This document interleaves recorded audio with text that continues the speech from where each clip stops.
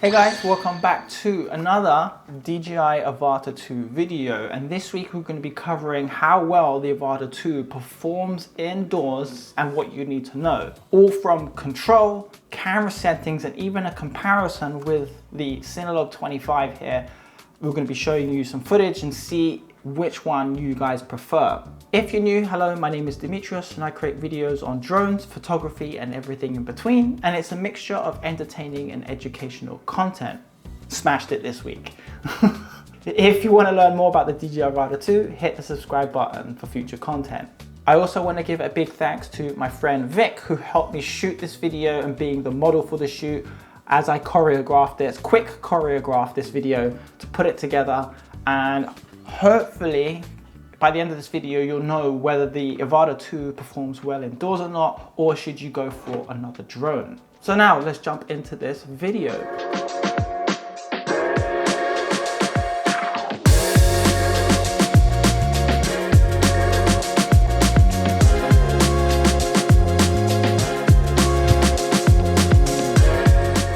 Now before I show you some sample footage, I do want to have a quick cover about the firmware update that was released last week at some point. I'm not going to make a separate video, I'm just going to quickly bundle this in this video because other creators already covered everything and everything seems good. However, if you are having trouble trying to update your DJI Avata 2 to your latest firmware, delete the app off your smartphone and then just re-download it.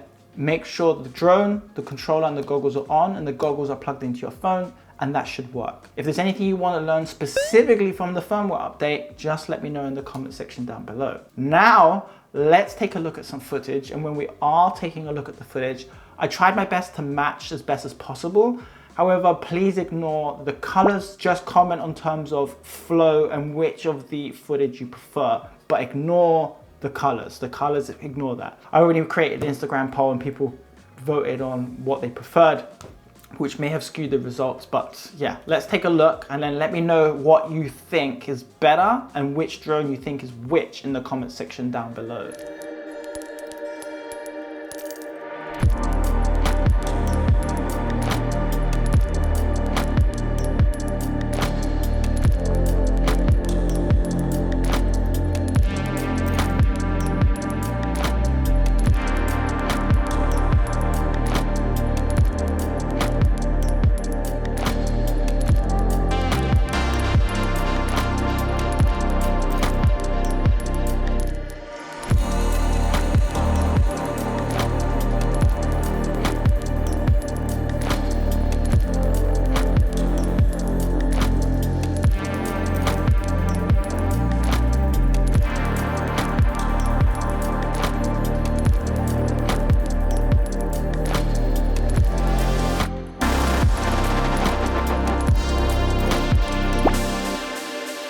So now that we've taken a look at the footage, I will cover these results later on in this video, but first I want to cover control with the Avata 2 with either the RC3 or the motion controller. Vic got her steps in when performing this video because we had to do this repeatedly because I was testing not only the different controls but also camera settings. So I think I flew like 15 times with the Avata 2 and the Cinelog 25 combined. If you're a beginner or you only have the motion controller, then you can perform indoor flights with this. I would obviously stick to normal because you don't want to be going too fast, because when you're indoors you don't have a lot of room to work with. My frustration with the motion controller, especially with the throttle here, is that its variability isn't that great. If I let go just slightly, the drone slows down dramatically. It could spoil the flow of the footage. The other thing is that everything is controlled on one hand and this hand is free. So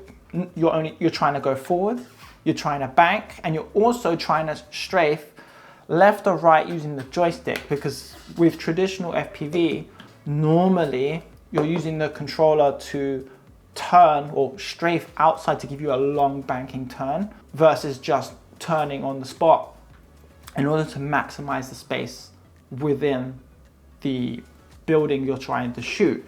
So I found this, you can perform the indoor flight with this. However, I found the control a little bit challenging. Definitely possible, but you'll probably be more ideal with the RC3, giving you more control, giving you independent control with the drone, because you have two different options now to move the drone. So not only yaw, but strafe as well. Now the other thing to note with control is that with the RC3, I did perform a normal mode flight and a manual flight. And let's just say I preferred flying normal with this because the sensors did help keep the drone stable.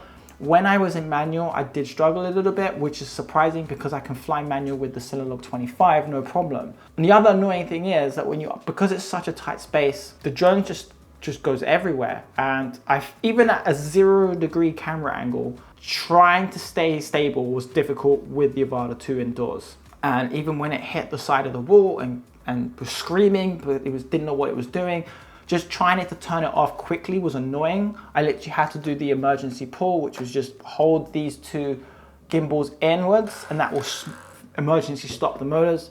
The fact it doesn't stop automatically, it's very frustrating. Oops, that didn't sound very good. What happened?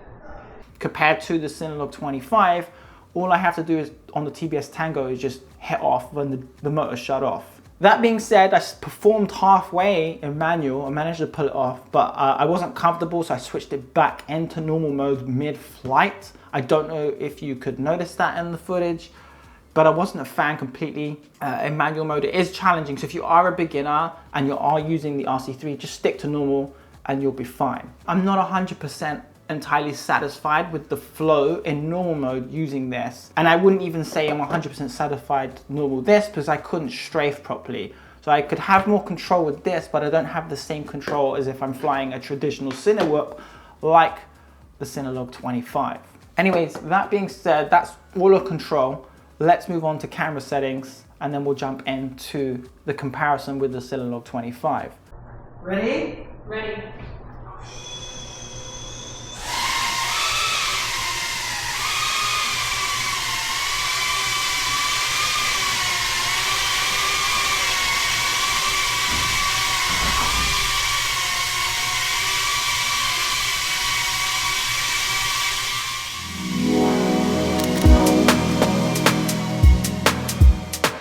So again, with each of these flights, I tested different aspects of the camera settings. Auto, locking your shutter speed to your frame rates, using an ND filter, not using an ND filter, locking white balance, not locking white balance, changing the field of view to see which is better.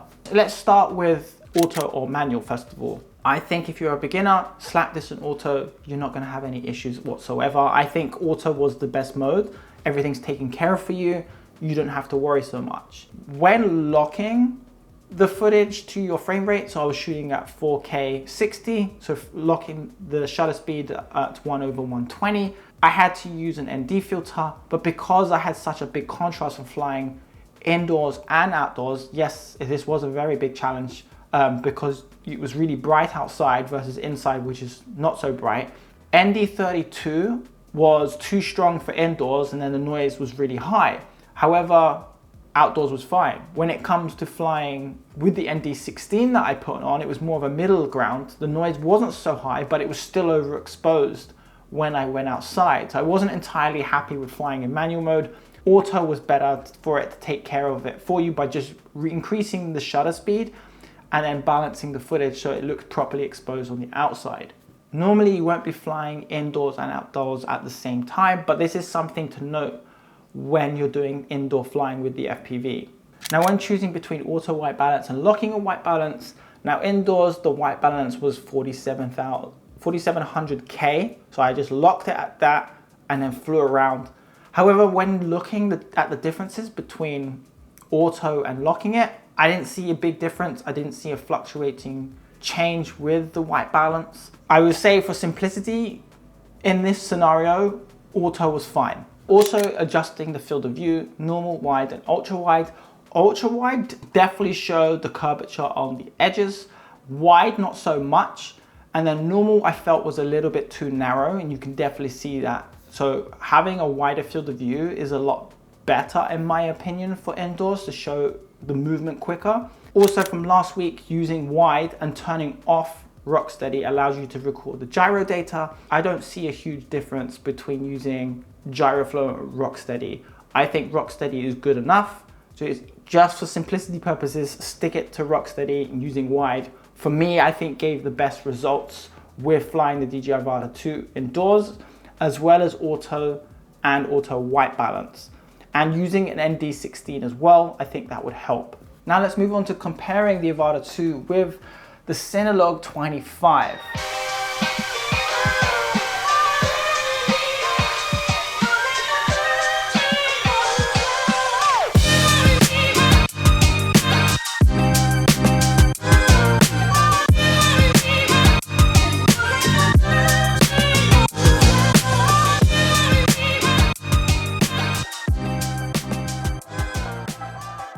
So after posting a story, YouTube short, and I put it on LinkedIn as well, but no one's replied on that. Most people preferred the warmer tone footage. I tried my best to color match them as best as possible, but everyone preferred the footage from the Cinelog 25 over the Avata 2. I'm still not 100%. However, I know which one I preferred to fly, and that was definitely the Cinelog 25 over the Avata 2 indoors. And the reason for that is because I was able to fly in angle mode, so the drone's not going to go crazy and do flips, but it allowed me to have a stable flight, better flow in my opinion, when flying indoors. I think the DJI Action 2, which was on top here, did a good enough job in terms of capturing the footage. I think the field of view is better. Both were on wide, both were in auto. However, this records D-Cine-alike, whereas the Avata 2 records D-Log-M. You can definitely see the quality is better on the Avata 2, but in terms of flow, the Cinelog 25 is way better. The other thing to note here is obviously the battery is going to last a lot longer on the Avata 2 versus the Cinelog 25 here. I think I was using a 650 milliamp hour, so I think I managed to get 2 to 3 flights maximum, that 1 to 2 minute flight indoors and outdoor loop with Vic. So you can already see that the flight difference is going to be a lot shorter. However, the batteries on the Avata 2 are a lot larger. They're like 2000 milliamp hours. This is only 650, and obviously it's carrying the Action 2 as well. However, this is specifically designed to fly indoors. This is what this purpose of this drone is built. It has a specific purpose. The Avata 2, I'm still trying to figure out what this purpose is for this drone. It's, from what I've learned so far, it's a filmmaker's tool, and it can do indoor work, it can do outdoor work.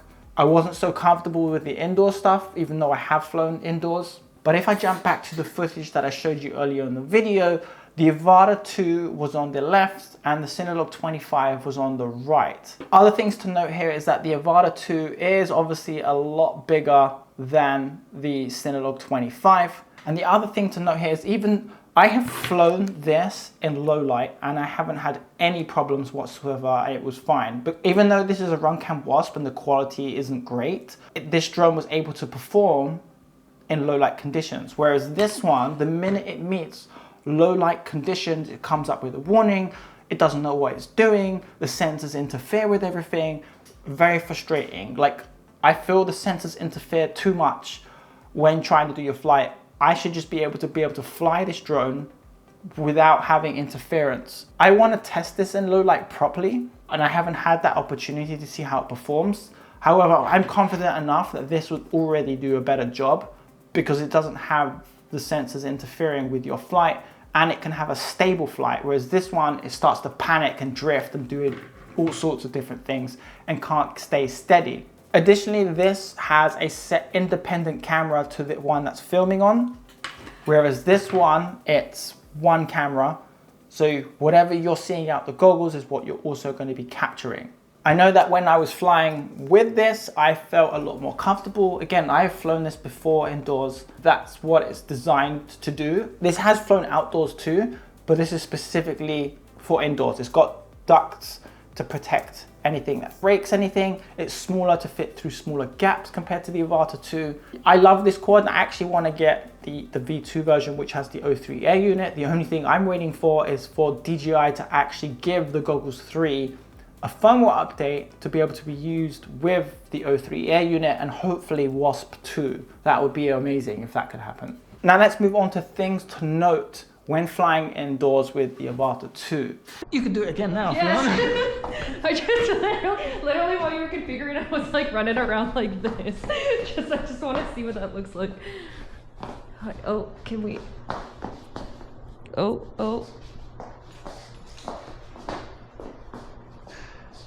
Oh my days.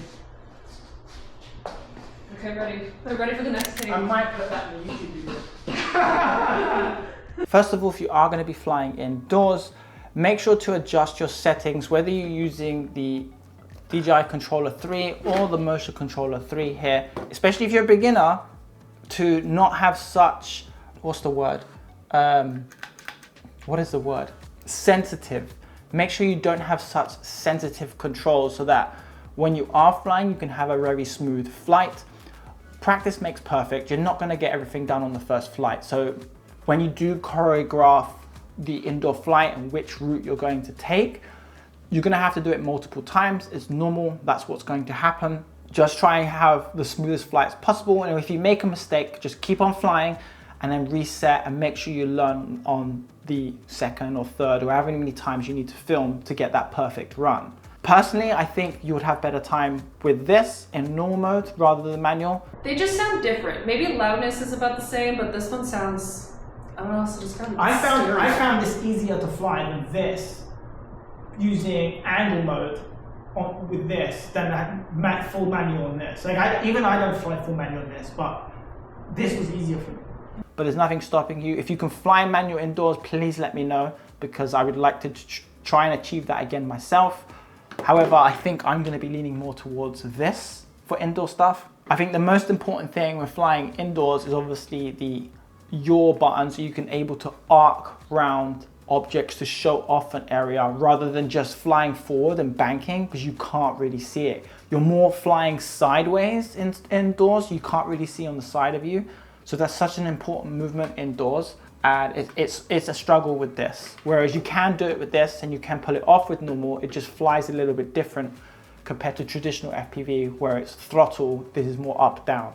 Be careful in low light situations. If you are filming in low light, you are going to struggle with the DJI Avata 2 because all the sensors like to kick in and go haywire and then it doesn't give you a stable flight.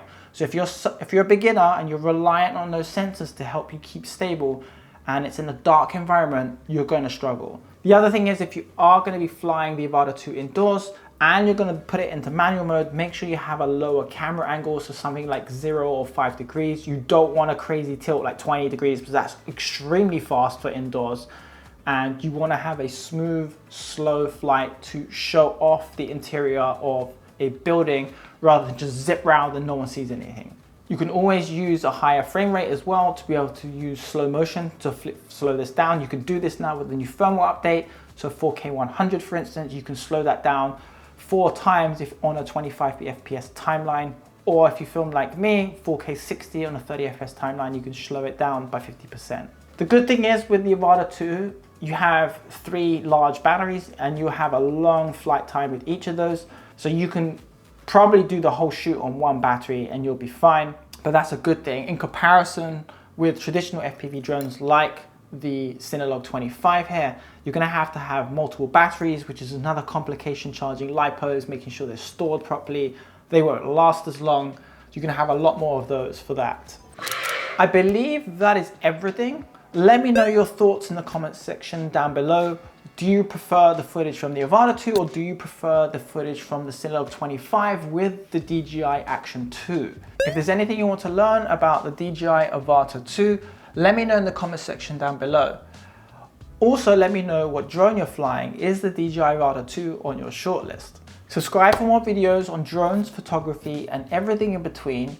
And YouTube recommends you watch this video next. Before I go, I've got one more thing.